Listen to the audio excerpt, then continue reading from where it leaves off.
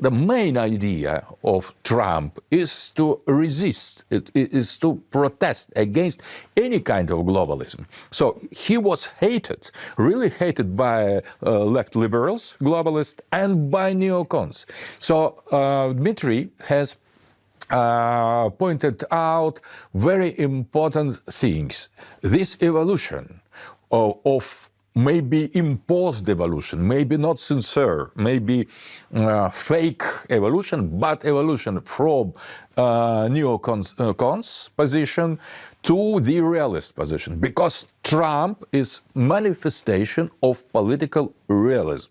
And that is totally different attitude to the foreign affairs, to international relations as well. So the realism consists in measuring the real and calculation the real national interests and how to achieve this racial goal to establish the strong and prosperous and flourishing national state of United States. Hey gang, it's me, Dr. Steve, and as we enter into the dawn of what many are calling a new golden age, you may have noticed that Trump is being spoken of in rather mythic terms, right? Sylvester Stallone recently called him the George Washington of our times, or when he entered into Madison Square Garden for the UFC fights, even CNN commentators were likening him to a conquering Caesar returning to the Colosseum with his political gladiators. And of course, we for years have had the God Emperor memes all over social media. But what if this isn't just a bunch of hyperbole or tabloid-like exaggeration and embellishment? What if all of this symbolism is actually pointing to something far deeper, a very ancient, profound, and indeed eternal reality? Well, joining me today is the international political and cultural commentator, Konstantin van Hofmeister. Konstantin is the editor-in-chief of Arctos Publishing, and he's the author of a brilliant and very insightful book called Esoteric Trumpism, which you can get by just clicking on the link below, as well as access Konstantin's equally enriching Substack, of which I am a subscriber. You'll love it. Konstantin, welcome. Great to see you again, my friend. Well, thank you for having me, Dr. Steve. I appreciate it. Well, it's my honor to have you. And wow, things have certainly changed since we last met several months back. And yet, as you talk about in your book, at a deeper level, a more mystical level, what happened in November was really just a manifestation of far more epical forces. So first, let's talk more about let's stay at the superficial level, as it were. You've been a student of American politics for years now. What's your assessment? What's your take on what happened in November? Well, I think what happened in November is that we were completely vindicated, and the mainstream media was again exposed for what it is. It's basically fake news, right? Because they've been trying to convince us before the election that Trump had no chance. Like you had the Iowa poll, that made everybody really nervous. Just one example, which was fake also. And well, I'm here in Germany, in Europe, it was even worse in the US. Like the German media went completely berserk, like in their pro-Kamala campaign, and they kept saying like Trump has no chance and Kamala's leading all the polls. And even the German politicians were saying like, we can't wait for election night to be over, because then we will finally have a woman of color in power who respects everybody, etc. Right? And these are the same people that now have to work with Trump somehow. So yeah, well, it's truly amazing, and it was nail-biting suspense for me. Of course, election night. I mean, I didn't sleep all night because because of the time difference. It's like 6 hours later here, so it was in the middle of the night for me. But of course, I had to watch like everything, and when it was finally revealed, like it was not just a victory for Trump, but a complete landslide. Like he completely crushed Kamala, basically, and the Democrats. I was like, wow, this is like a nuclear blast, basically. I was really elated, ecstatic, very, very happy. You mentioned you're 6 hours ahead. We were talking earlier. My son is in Athens studying, and I remember getting a text. It was about 2 a.m. our time, and it was right after they called Pennsylvania, And so it must have been, I forget where Greece is, 6-7 hours ahead or so. And he just texted me right around my time, 2 a.m. Dad, did Trump just win? Did he just win? I said, yes, son, he just won. If he won Pennsylvania, he won this election. There is no way he's losing it, because then he'll get Alaska and he'll get Idaho and all. It'll all fall into place. And of course, he won all 7 swing states. But yes, I had my own European connection that night as well, live for you guys. It was bright early in the morning, but it was an amazing moment. And I love how you say it. I think that word is so spot on. Vindicated.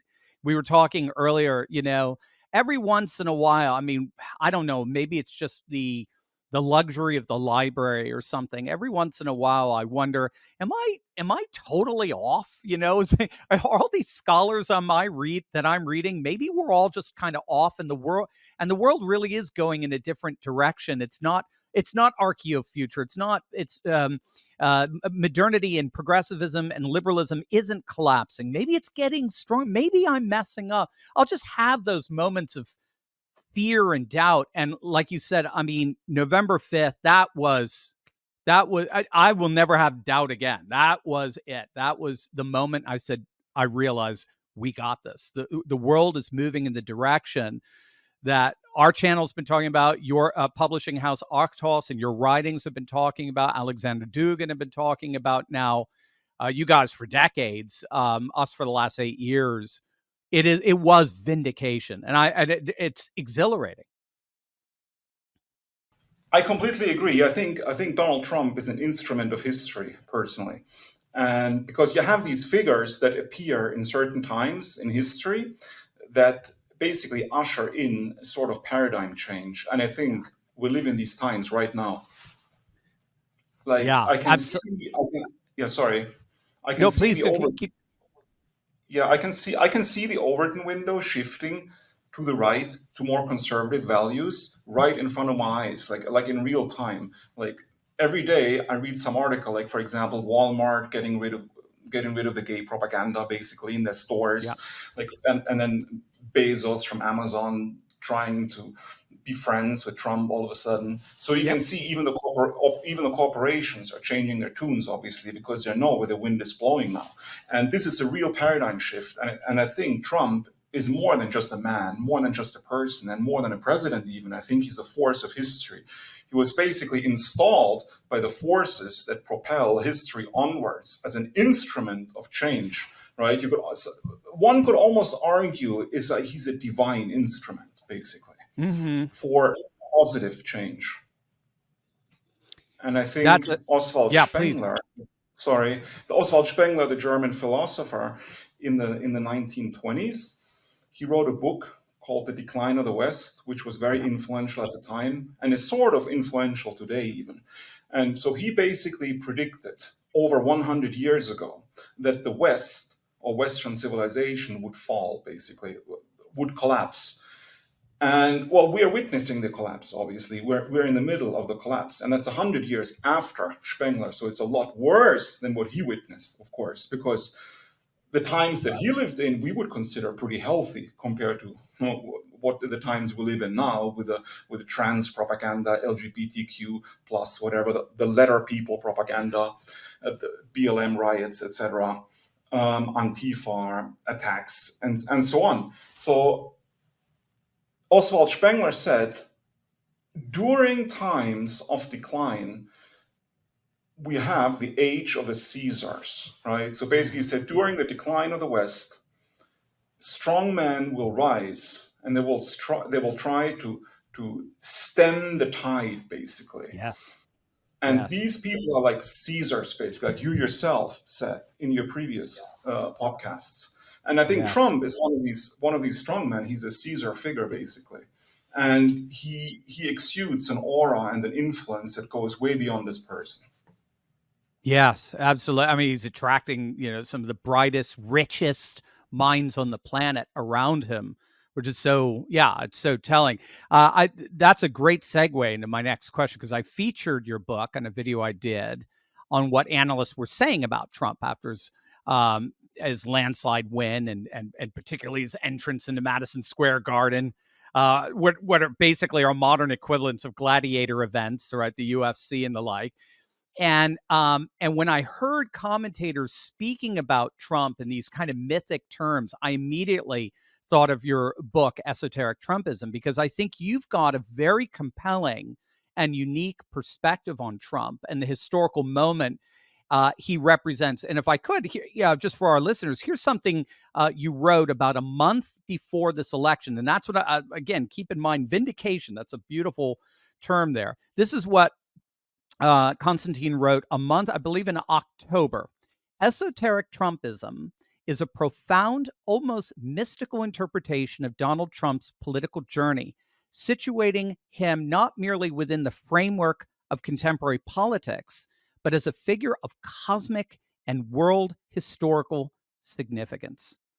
It's a beautiful, beautiful sentence, beautiful prose. Can you develop? I mean, you were getting into it with Oswald Spengler there. Can you develop that a bit for us?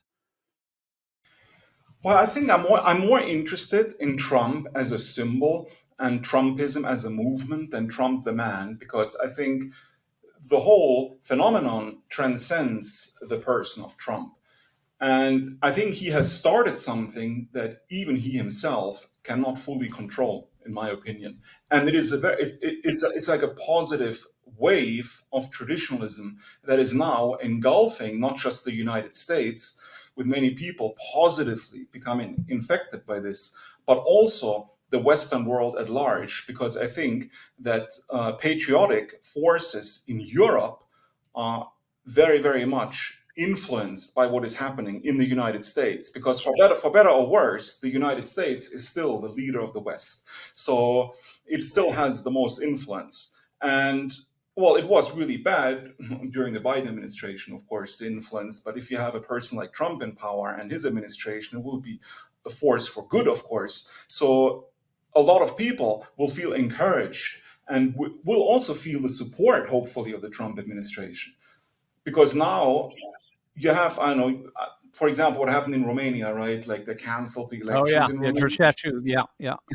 Completely crazy. So you have this, That's insane. uh, it's basically like a Romanian Trump, right? Mm-hmm. Georgescu. And he was going to win the presidential election. And then just one night before the election, it basically just, okay, we're going to cancel the election. We're going to start over because there was Russia Yeah, interference. exactly. I was going to say they didn't just cancel the election; they found the boogeyman, Of course. Vladimir Putin. Yeah.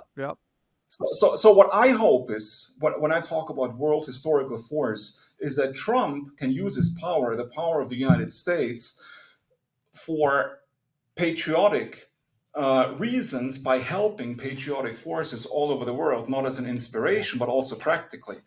I mean, giving active support to people who on the European continent follow his line of thought and his line of action, basically. And I think it will happen. I feel very optimistic. I haven't felt this optimistic in a long time.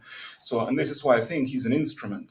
Trump. He's an instrument of destiny, of fate, to change the West for the better, to turn the West around, to make not just America great again, but make Western civilization great again, to bring it back on the world map, to lead basically humanity to much, much, much brighter times. It is stunning what's happened on the global map since November 5th. I mean, in your own backyard, Olaf Scholz's government just collapsed, and of course, France's government is in tatters. Justin Trudeau here, and just to our great white north, he's hanging on by a thread. I'm curious, what do you see from a geopolitical vantage point now? What do you see as the future of particularly Western Europe? Which, I mean, let's be blunt. I mean, it's, like you said, I mean, just since World War II, I mean, Western Europe's just been nothing more than basically a vassal of the United States. So if Trump successfully dismantles the liberal international order, the way he at least started in his first term, and the way he seems to want to finish in his second, where does Western Europe go from there? Well, what I would like to see is the whole concept of multipolarity, which the great Russian philosopher Alexander Dugin talks about in great detail in his works. I want to see multipolarity to come into real fruition, to flourish, basically. And I think it will happen. It will at least start happening under Trump, because I think Trump wants to make America great again. And to make America great again, you have to extricate America from all these conflicts that it is currently Yes. engaged in, which Yes. the United States doesn't even benefit from, and the average Right. American person definitely doesn't benefit from all these conflicts that are going on right now that America is engaged in. So America has to stop being the world's policeman, and I think Trump feels the same way. From what he says, it is quite clear. So if Trump focuses more on internal problems like fighting crime, stopping illegal immigration, building up the infrastructure inside the United States, we will possibly see a sort of return to America's isolationist nature, which it basically had in the past until maybe World War One and definitely World War Two, right? Definitely So World I War think II. I would like to see America become more isolationist, focus on itself, so that the world can develop along different poles, because before we only had one pole. We had the United States as a hyperpower, which basically bossed everybody around, and nobody could really stand up to the US because Right. no country was strong enough. But this is not the case anymore, because in terms of foreign policy, the United States has very much been weakened, and other Yes. poles like the Russian Federation, China, the Islamic world, India have risen. So in the Yep. future, we would like to see a world where America and the West as a whole stops imposing its way of life on other cultures. Because if the West wants to be liberal or even democratic, uh, free elections and all that stuff, it's fine, of course, for the West, but it should not force other countries like the Islamic world or even China to accept this way of life if they don't like it, and if it is And it's not it's and in accordance with especially America. And especially, Constantine, with the fact, like you mentioned, with Romania, or even what we were seeing here with all the lawfare and so forth, when we don't even live up to those ideals. We Well, of course, contradict those ideals all the time. it's pure hypocrisy. Yeah. That's a whole other discussion, right? I mean, the Or hypocritical what they're nature doing of with the trying liberal. to ban the AfD in Germany, for heaven's Yeah, sakes. of course. But that's what they do all the time, right? They can win elections through fair means. They manipulate them, but then they blame the Russians when they do it, right? So I mean, Right. that's what Right. happens. So Right. this is what I Right. want to see, and what I want to see for Western Europe is I want to see Western Europe stop being the United States lapdog, basically, Right. right? Right. Which it is right now, because like especially my country, Germany, is a 100% American vassal state. Yeah. It's neither free nor sovereign. It's still occupied. It's been occupied since 1945. You have countless American soldiers on German soil, American military bases. You have American nuclear weapons stored under the earth in Germany. So what should Yeah. happen is that Europe, I mean, and ideally NATO should stop existing, Right. because Right. NATO serves no purpose anymore. NATO existed to No. fight the Soviets or protect Europe from the Soviets. The Soviets don't exist anymore. You don't have the Soviet threat anymore. So what is the purpose of NATO? It's basically an imperialist project dominated by the United States, of course, a lot of money Money. involved, like the weapons manufacturers, etc. So what should happen is NATO should be dissolved, and I hope Trump follows through with less support for NATO and hopefully even dissolving NATO. So Europe will not be defended by the United States anymore. So Europe also will be forced to focus on its own problem and also will be more isolationist, just like a future United States. They can build up their own army, their own defense, focus on their own culture, infrastructure without constantly not having to spend billions of dollars on the military, because they know Big Brother United States is on their soil protecting them, Right. right? Right. Right. No, I couldn't agree with you more. I do. I mean, you mentioned Alexander Dugin. I mean, he's been talking about Trump really signifying this very civilizationalist like world that's rising, the particularly American version of it, how he really does represent at least the potentiality of the awakening of an entirely new world order. It's very interesting because he said he's been saying a lot now. He seemed to have had a real spiritual experience, very much akin to what you write about in Esoteric Trumpism after July 13th, where he feels like it was a divine intervention, that his life was spared so that he can save the nation. But sometimes you'll catch him even saying, in effect, so I can save the world. And you get this sense of, well, he's not, at least from what we could tell, he's not an imperialist. He's not interested in tapping into globalism. He doesn't want to tap into the very forces that tried to, basically destroy him. It seems like saving the world is about, just like what you said, sort of igniting these nationalist populist forces that totally redefine right and left. It's no longer this kind of horizontal right and left. It's vertical. It's the people versus this corrupt political class that rules for its own power and its own affluence. It seems like he's awakening that in a way that is changing. It's changing the world order like we've not seen probably since World War II.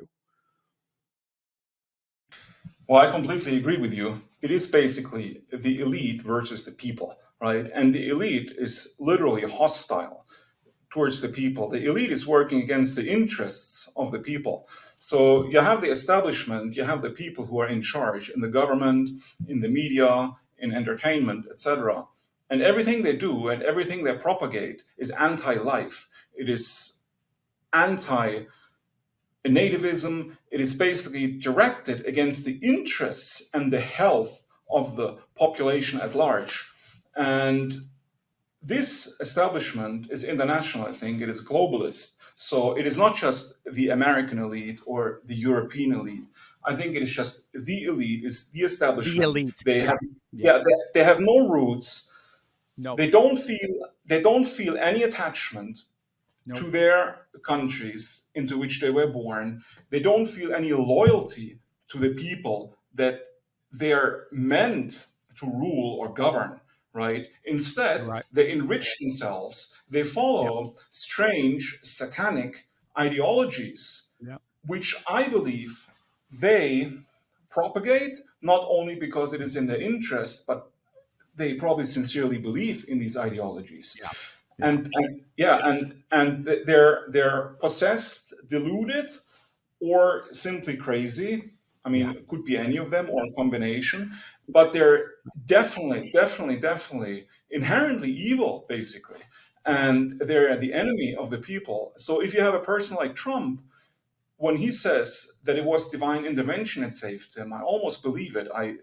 Because he is an instrument that something has to change, something has to give.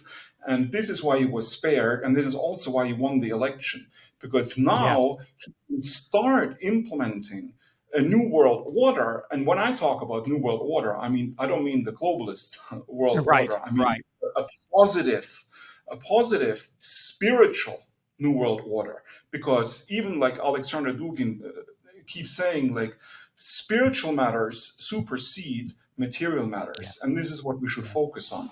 So I want to see it implemented in a very meaningful way. Trump can do it. Maybe we should call it a renewed world order as opposed to new world order. Right? So what I think could happen, like in the United States and also in Europe and Russia, because you have like this idea of empire and imperialism. But then I think you have to differentiate the idea of empire and imperialism, right? Because the idea of empire itself, in my opinion, is inherently positive. Yes, because you have the Holy Roman Empire in the Middle Ages, you have the Russian Empire in its various incarnations, from the traditional Russian Empire. Then you have the Soviet Union, which was still an empire, and the Russian Federation, which is basically also still an empire, meaning it is a very, very large construct with many different ethnicities living within it. But it is not the same as the multicultural melting pot that the liberals propagate, because the liberals, they want one giant nation like the United States. They want to import as many incompatible people as possible and make everybody the same, basically, right? Like the consumer everyman, so to speak. Also, what I would like to say when we talk about imperialism, usually on the left as well as on the right, it has negative connotations, right? Mhm. People always say imperialism is bad because now you have the imperialism of the United States, meaning Right. or the West in general is trying to force its way of life and its institutions on the rest of the world, like make the world safe for democracy, so to speak, right? We have to bomb and attack other countries to save them from themselves, right? Okay, to bring them feminism and gay rights and all that stuff because they That's need right. it, right? So You're gonna have democracy whether you like it or not. exactly, right? So this is the really really bad negative side of imperialism, right? But I think you need to separate the word imperialism from the word empire because the word empire, in my opinion, has positive connotations. Mm-hmm. Especially if you look at, say, European history, you had the Holy Roman Empire. Yes, And the yes. Holy Roman Empire existed for hundreds of years. Yeah. And it was a large imperial construct that united many different peoples, many different ethnicities and languages under sort of one umbrella. But this empire was an anti-materialist empire because it followed the medieval ideology of focusing on the immortality of the human soul, Mm. which was for these people of prime importance, and which, in my opinion, should become the most important thing again. Because what Yeah. is more beautiful and what is more important than the salvation Yeah. and the immortality of the human soul? Nothing really, if you Yeah. think about it. Yeah. Yes, and if you can compare the United States and Russia, the United States is also an empire, in my opinion, Hmm. because it's a very large construct. It is multi-ethnic, multi-confessional, many different peoples and races living together. But the American liberal ideology wants to make all these people the same because it's a very materialist culture. It wants to make everybody like the perfect consumer type, right? Right. Right. Easily be replaced. You could contrast this with the Russian Federation because Russia has basically always been an empire. It was never a nation state. I mean, you had the classic Russian Empire, then you had the Soviet Union, which was still an empire, and now you have the Russian Federation, which, in my opinion, is still an imperial construct. It's Like, also an empire. would you compare it akin to a civilization state, Yes, like it's Yeah. well, yeah. Well, basically, a civilization state is just a modern term for empire. It's the same thing. There you go. Yes, That's right. right. It It just kind of sanitizes it. sounds It more makes it academic, easier. Yeah. right? Yeah. But it really is the same thing, Yeah. and Yeah. that's what multipolarity is all about. Because in the future, you will have different empires, basically celebrating their own traditions, their own cultures, and their own way of life. But in my opinion, if you have an empire, I mean, like a large area under centralized rule with different ethnicities or different peoples living within it, you need ethnopluralism, right? Yes. And that's Yes. very important. And I think multipolarity and ethnopluralism basically go hand in hand, right? You Yes. can't have one without the other. Yes. Because, Yes. and ethnopluralism means you have different ethnicities, different races, different nations, different languages, religions within one state, basically, or state Mm, civilization, as you so aptly stated. But you have to give each of these groups or tribes or peoples their own autonomous yes. space where they Yes. can live according to their culture, their tradition, with their language without Right. too much interference. Yes. Right. Right. No, And absolutely. and I think America should also I mean, not revert to this model because they've never really practiced it, but then maybe they should use this model in the Yeah. future as well, Yeah. because America will never become majority white again or a homogenous country. It's not realistic, right? And you still want to respect all the different peoples that live within your country, and you Right. shouldn't Right. force them to become what they're not. There's no reason why they cannot practice their own Right. tradition and their So, own so way of you're basically arguing for a true multiculturalism. exactly correct. Yeah, a Yes, very healthy, true, very ancient multiculturalism and the like. yes, There's something interesting there because one of the key differences between the traditionalist vision of the world and the modernist vision is how they exemplify two very different conceptions of time. So, whereas the traditionalist sees time always in relation to eternity, which is clearly what you're doing here in your book, where the past is considered essential for the present to allow for human flourishing in the future. So past, present, and future all are bound together by tradition and its vision of eternity. Modernists see the past as something to be thrown away. It's ignorant. It's irrelevant, or now through its woke lens, it's racist, it's bigoted, it's all kinds of phobic. And you have a very interesting chapter here on Trump and a concept we talk a lot about called archaeofuturism, advocated by the French theorist Guillaume Faye, who we talked about earlier, that you knew, that you were able to hang out with and chat with and study under, as it were. But I have to say, Konstantin, it really seems to me now, with Elon Musk in the midst now of Trump, and the rise of the new tech right like Vivek and J.D. Vance and Peter Thiel, it's really foregrounding the MAGA movement as a very real archaeo-future moment. Can you flesh that out for us a bit? Well, first of all, I have to say I agree with you 100%. You're absolutely correct here.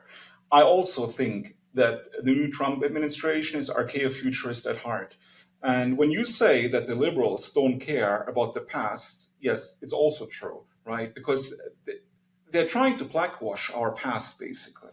I mean, it's the same. I mean, it's in the United States as well as in Europe. Like, your ancestors were criminals, they were colonizers, I know, slaveholders, Nazis, fascists, etc. Right? Like, nothing good about your ancestors. Forget about your ancestors, right?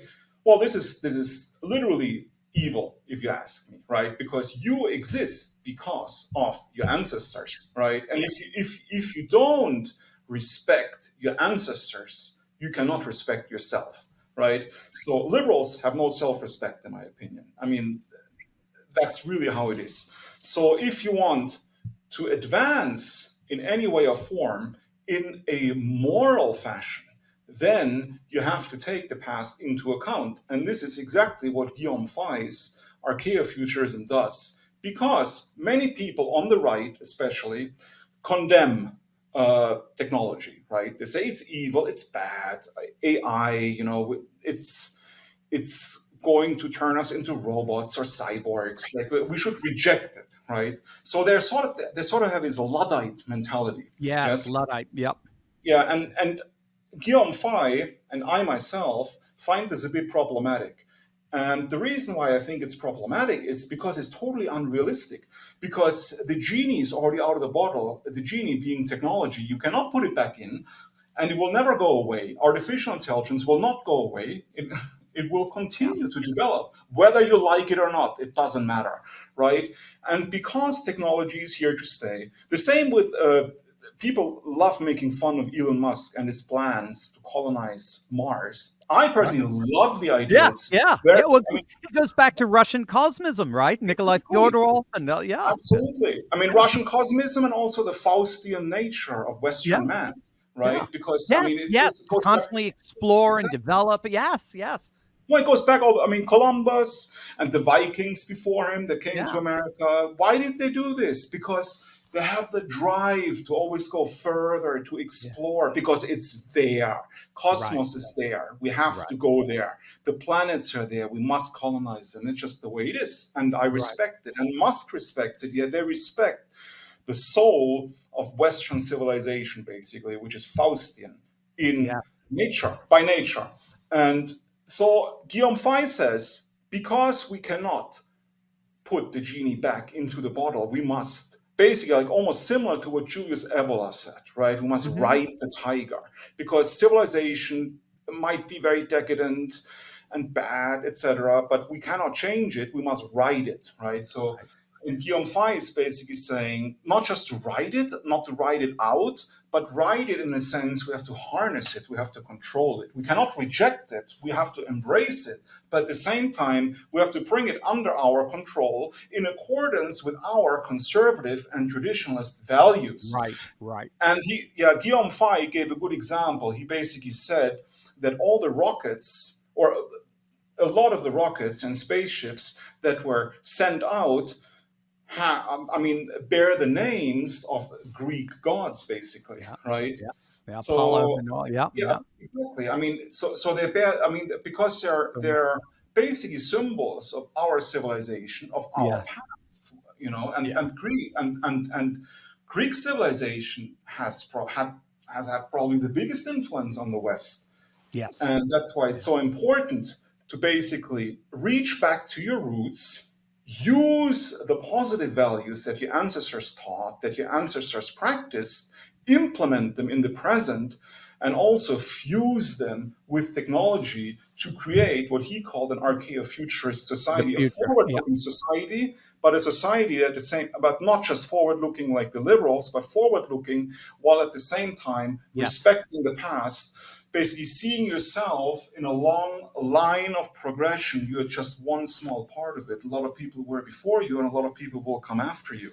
And the fascinating part is if eternity plays the key role in your worldview and your understanding, the closer you get, I mean, the more advanced you get, the closer you get to sort of the nature of reality, the closer you get to your origins, because it's alpha and omega. It's the Exactly. same eternity. The beginning is the end is the beginning. So progress always involves return. It's interesting because I found in my research a very interesting link between Elon Musk and Russian cosmism, the cosmism of Nikolai Fyodorov, in the way of a fellow named, do you know Konstantin Tsiolkovsky, the Russian rocket engineer?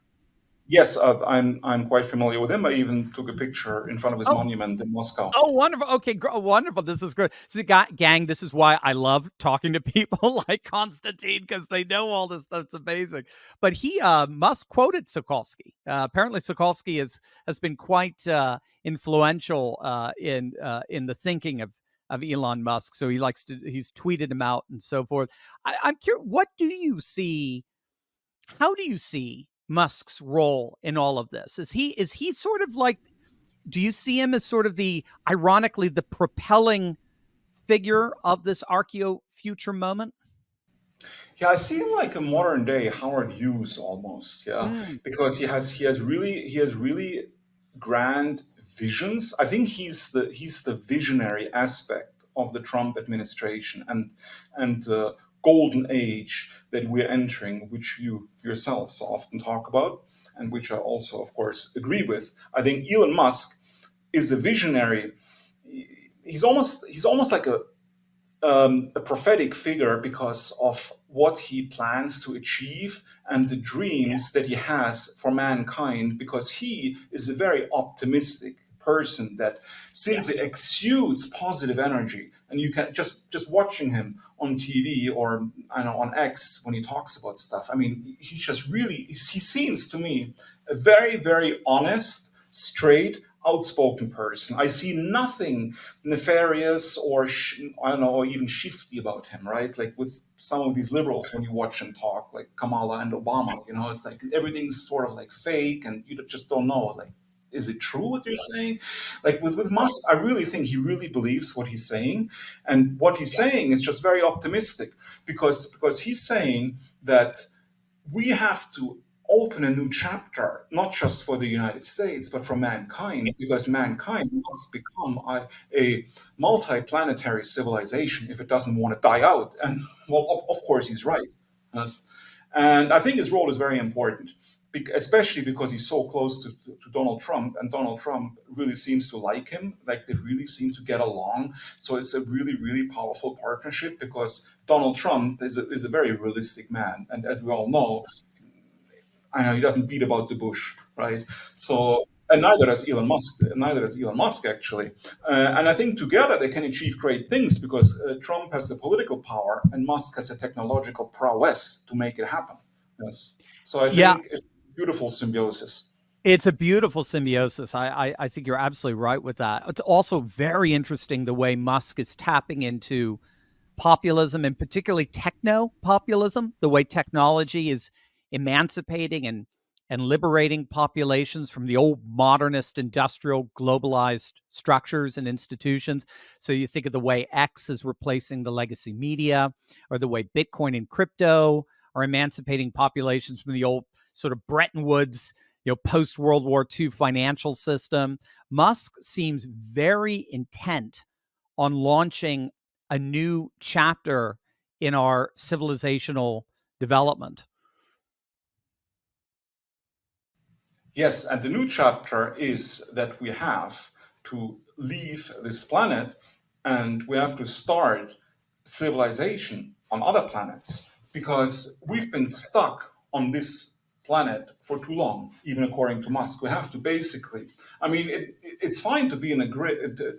It's fine to be in your baby carriage or on the crib for a while when you're a baby, but when you're grown up, you need to get out, basically. There you go. That's the quote. Yeah, that's the great and, quote. and Yeah.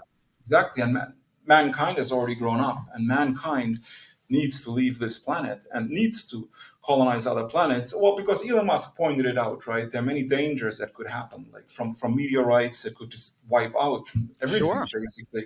And we don't have any real protection against meteorites or any kind of ecological disaster, maybe nuclear war could happen theoretically, right? So it's always good to have a backup, right, Yeah. somewhere. Yes, Right. and Right. this is why it's so important to colonize Mars, because a lot of people say, no, we need to focus on Earth and save the environment and the climate, and what's the point? And it's stupid and silly and a waste of money. It's like all the money that the governments waste, especially in the West, on illegal immigration. It's billions and Billions, billions, tens of billions, hundreds. Yeah, hundreds of and billions. all the useless wars that are being fought, like in Afghanistan, they spend trillions of dollars, trillions. With that kind of money, if you had put this into a proper space program, wonderful things could have been Yeah, achieved. absolutely. So I really think it's time for people like Trump to turn things around and focus on things that are important, but also direct the money to things that are actually important for us people, mankind. Yeah, You know, yeah, absolutely. Absolutely. One question for you for your own backyard there, as you and I talked about this when we were in Vegas together. The AfD, the Alternative for Deutschland, they are they're polling now, as I see it, as the #2 party. They're polling ahead of the Social Democrats. Looks like you're going to have a snap election. If Eastern Germany had its way, AfD would be the ruling party, right? I know you've talked about possibly even Eastern Germany splitting off. What do you see as the future for the AfD? Do you think they can ever overcome the CDU given the politics of Germany right now? well, in Germany it's very difficult because you have a coalition system. So even in a state like Thuringia, and Thuringia is actually the only state in Germany where the AfD is #1. Actually, got almost Okay. 40%, but it still cannot rule because all the other parties enter into a coalition against the AfD. So you have Right. the AfD. Yeah, so you have the AfD with 40%. Then Right. you have then you have all the other parties like the Christian 60%. Democrats, Yeah. Yeah. exactly, Social Democrats, the Green Yeah. Party, and normally, like say the Green Party and the Social Democrats, they hate each other's guts, but they will enter into a coalition They just hate the for the AfD AfD. more. Yeah. Yeah. Exactly. Yeah. And this is like what you were saying earlier. This is a prime example of the real anti-democratic nature of these Western governments because they're basically ignoring the will of the people. So if 40% of people vote for one particular political party, in my opinion, it means that these people pretty much agree Well, in with this Italy, political yeah, party. in With this Italy, political that's all you party. need is 40%. Yeah. Exactly Yeah. what this political party stands for. But by refusing to work together with the AfD, they openly say this on TV. We will never ever work with the AfD. We will never agree with anything they say. We won't do anything with them.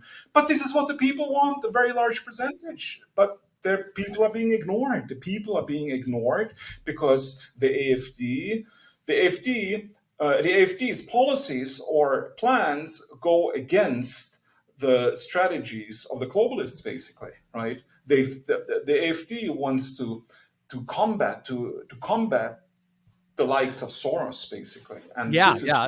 It's the MAGA of Germany. It's not the like, right. MGGA of right. It is the MAGA of Germany, and Yeah, they're, I mean, yeah, yeah. they're friends of Trump. And Elon Musk says positive things about the AfD Very all much the so. time, Yes. and the German German media, they go crazy when he does this. I mean, when he posts when he retweets their stuff and comments on it, and tells the truth about Germany, Yeah. because and they call for the censorship, of course, of Right. X here in Germany, because there's no freedom of speech in Germany. Like, I always have to be very careful what I say. I cannot speak freely, because in the back of my mind, I always have to think, like, can I say this? If Right. I say this, what might happen to me, right? There are certain topics I cannot touch. Right. There are certain things I cannot say, and but it's so complex. People are getting very paranoid. It's very Orwellian, because people don't actually know anymore what is allowed, really. What can I say? What can't I say? So they're always very agitated Are somehow, they going to because be able to continue that though? If the Trump administration is able to roll back the influence of NATO and the United States just basically calling the shots for Europe and the EU at this point, if they don't have that support anymore, do you see a chance of that just sort of falling apart? That globalist monolith that's just taken over Germany over these last I decades? yeah, I actually do see a chance, because I watched an interview with JD Vance a couple of months ago, in which he was talking about NATO and freedom of speech and X in particular, and he was commenting on the fact that basically the German government or the German establishment wants to censor X, right? Yeah. And JD, I don't remember his exact words, but JD Vance basically said that, like, if our European partners want us to support them financially through NATO, then they should at least respect our values. And Yeah. one of the most fundamental values that the United States holds is freedom of speech. Right. And if the Europeans don't respect free speech, we should not support them anymore, Right. neither financially nor militarily. And I couldn't agree more, of course. So I really hope there will be a big change, and that the Europeans will be somehow liberated from the chains that they pretty much have to endure.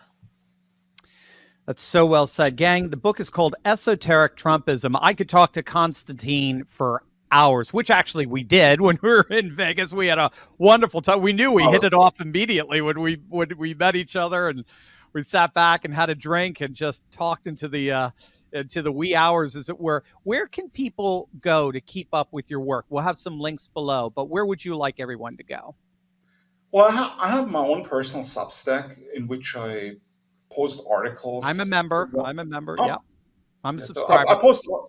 Well, I'm very grateful for you. Thank you. I post articles here, new articles about philosophical issues relating to history, culture, from my perspective. Usually, like twice a week. It's called Euro-Siberia, named after one of Guillaume Fay's concepts. Yes, that's right. Yes, yeah. That's the concept of Euro-Siberia, because we were talking about empires earlier, and Guillaume Fay propagated the idea of a great new European empire, which would reach from Dublin in Ireland to Vladivostok on the Pacific. Right, Yeah, that should yeah. be one empire, and he called it Euro-Siberia. It's a very beautiful vision, in my opinion. So it's Euro-Siberia.net. It's my personal Substack. I'm also the editor-in-chief at Arctos Publishing, and Arctos is I would say, one of the most important new right traditionalist publishers. We publish a lot of influential authors, like we publish all the works by Guillaume Fay in English translation, Julius Evola, Alain de Benoit, and a lot of modern authors. So Alexander Dugin. Alexander Dugin. Oh yeah, well, sorry, yeah, Alexander Dugin. we can't let the Godfather. Right, We can't absolutely, leave him right. out. Yeah, and even we even published a book by his daughter a couple of weeks ago, Daria. Yeah, Daria. It's called A Theory of Europe, which I also highly recommend. Yes. And yeah, we are pretty much the only publisher of Alexander Dugin in the English language, and we publish all of his books in English, which you cannot find on Amazon, because it's been banned from Amazon. Alexander Dugin, you can find it in arctos.com/shop. You can find both Alexander Dugin and Guillaume Fay, by the way, are not available on Amazon, but you can order them directly on the Arctos web shop. Most of our other books you can also order on Amazon. including esoteric Trumpism. But Arcos also has arcosjournal.com, which is a Substack which I myself manage. I'm the editor of this Substack, so I choose articles from different authors from all over the world. We have translated pieces from French, Spanish, German. We have American writers. We have writers from the Muslim world, from China. So it's very international, very eclectic. We post new articles daily, right? Usually like 2-3 articles per day. And I also have a podcast called Eurosibia, which is also published on arcosjournal.com, which I recommend everybody to watch. It's wonderful, gang. Esoteric Trumpism by Konstantin von Hofmeister makes an excellent Christmas gift for all the MAGA fans in your life. Make sure to click on the link below, get your own copy, and get a few for the friends and family as well. Konstantin, it has been an honor to have you. I've been looking forward to this conversation for so long. I love your book. I love your scholarship, your research. Let's have you back very, very soon. Thank you very much. I greatly appreciate you inviting me, and it was a real honor for me to be here. It was our honor. Thank you, Konstantin.